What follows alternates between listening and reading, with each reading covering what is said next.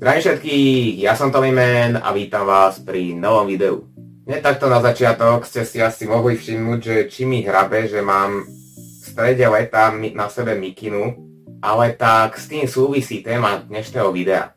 Asi najpreberanejšou témou týchto dní je to, že je vonku na to, že je leto neskutočne hnusne, upršane, sichravo. A tak vám dnešným videom prinášam 5 tipov, čo robiť počas upršaného leta. Myslím si, že netreba zdržovať a môžeme sa vrhnúť rovno na prvý tip.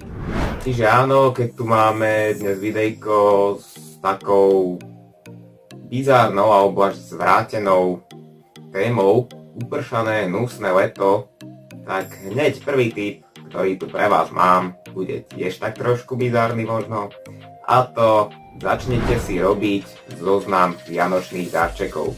Áno, toto je neskutočne dobrý nápad podľa môjho názoru, pretože ja sám nakupujem v 99% vianočné darčeky až na poslednú chvíľu. No a vlastne logicky, čím skôr začnete vianočné darčeky nakupovať, tak tým lepšie pre vás. Budete mať pokoj v duši, nebudete sa na poslednú chvíľu stresovať, čo vlastne komu kúpiť. Väčšinou keď kupujete na poslednú chvíľu, tak ani neviete, nemáte poňatia, že čo kupovať svojim blízkym. No a keďže takto počas takéhoto počasia v lete nebudete mať čo robiť, tak si myslím, že to je brutálne dobrý nápad a vďaka tomu využijete tento čas neskutočne produktívnym spôsobom. No a keď už som tu spomenul tie Vianoce, tak tu máme hneď druhý tip spojený s Vianocami, tak trošku, a to pokúste sa naučiť piecť. Pokiaľ teda ešte piecť neviete, ako napríklad ja, určite by nebolo úplne od vecí sa naučiť už teraz piecť nejaké tie cukrovinky, napríklad aj tie vianočné, aby ste boli na december už poriadne pripravení. No a spolu s pečením mám s týmto bodom spojené aj iné domáce práce ako varenie, upratovanie alebo pranie. Jediné z týchto vecí, ktoré ako tak ovládam, je asi to upratovanie. To sa učiť úplne nemusím, to len stačí, keď vykonám, a je to také, že tiež sa k tomu až tak úplne asi nemám.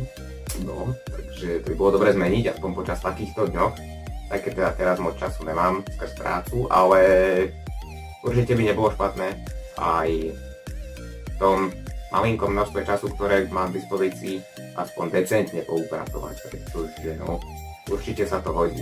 Hlavne keď je takéto počasie vonku. No a varenie som spomenul už v novoročnom videu, kde som spomínal moje novoročné predstavzatia. Ešte doteraz som sa k tomu nedostal, takže toto by mohol byť ten ideálny čas roka, kedy by som sa mohol konečne naučiť navariť aspoň nejaké to základné jedlo. No a potom pranie, to sa určite neskutočným spôsobom hodí, keď sa osamostatním, čož dúfam, že nebude trvať už úplne tak dlho, ale tak no nikdy nevieš. Ale ako určite do budúcna bolo neskutočne dobré sa to naučiť, pretože to bude jedna z najdôležitejších činností po osamostatnení sa. V poradí tretí bod, tu mám tip s názvom edukovanie. S týmto tipom prichádzam z toho dôvodu, že počas celého roka si neustále hovorím, že by bolo dobré sa vo voľnom čase edukovať v oblasti podnikania či financií. To ma neskutočne stále láka, no stále sa k tomu nejako nemám. Teraz opäť sa budem opakovať toho času, keď je pomenej, a dokonca aj v tom voľnom čase musím častokrát sa venovať takým pracovným veciam, robiť kurzy na internete a tak.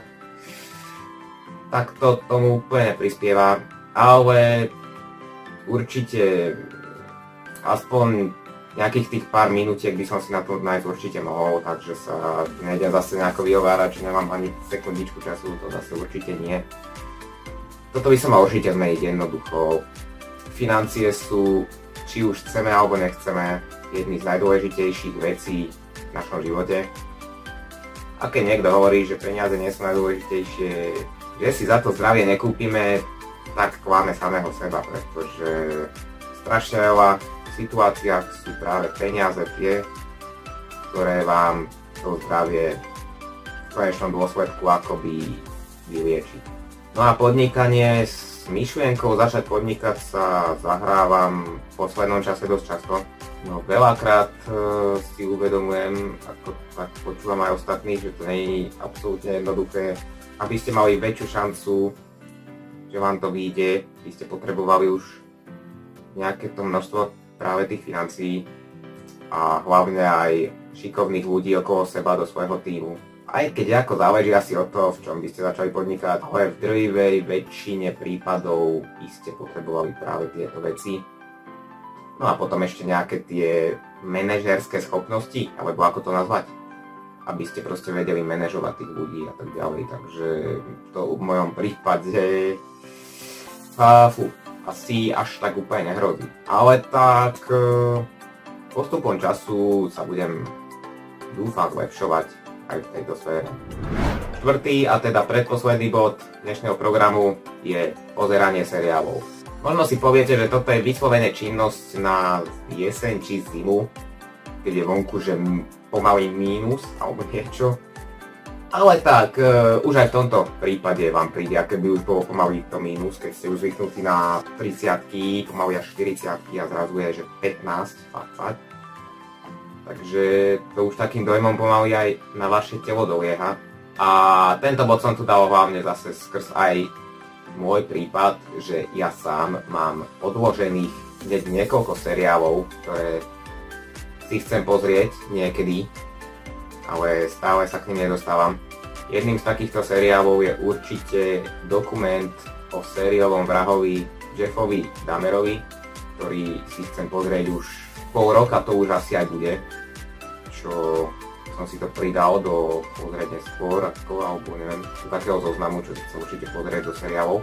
No a ako som už spomenul, je to vlastne o sériovom vrahovi, ktorý bol zároveň kanibalom, nekrofilom a neviem čím všetkým ešte. A takéto prípady ma úplne že vždy neskutočne zaujímali. Asi to vyznie bobo, ale dosť sa teším na pozeranie tohto seriálu, aj keď ono to je vlastne asi film, alebo teda respektíve dokument. Takže vyslovene seriál to tuším není, ale chápete. Vyznie to celkom bobo, že sa na to teším, ale keďže to je s takou tematikou, no ale to som už spomínal, neskutočne ma zaujímajú takéto veci. Potom si určite plánujem pozrieť aj nový trhák Oppenheimer, ktorý teraz letí v kinách a všetci sú z toho úplne že pav. Takže určite aj na to sa teším a keď mi to už úplne že fest zakurovalo v tej mojej hlave, z hľadiska bizáru by som možno nakúkol aj na ten film Barbie. Ale to by som musel mať strašne veľa času, čo už si myslím, že nehrozí, takže poďme radšej na posledný bod tohto programu.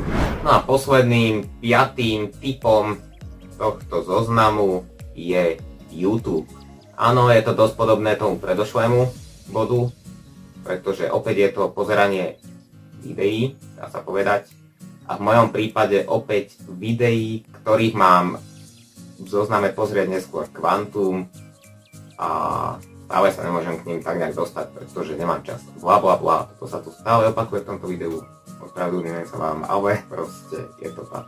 Takže určite zajdite na YouTube, dajte si do vyhľadávania Tomimen88 a popozerajte si všetky videá, ktoré ste ešte nevideli. Akože hej, týmto vás vyzývam, pokiaľ ste fakt nevideli nejaké moje predošlé videá, tak sa na ne určite mrknite, určite to bude stáť za to. Vo veľa prípadov z nich sa vám snažím nejakým spôsobom pomôcť, takže určite to nebude len tak. No a keby mám povedať, že aké približne videá mám v zozname pozrieť neskôr, tak by som povedal, že je tam asi taká všehochuť. Väčšinou sa venujem podcastom, ktoré trvajú okolo 45 minút minimálne, až 2,5 hodiny.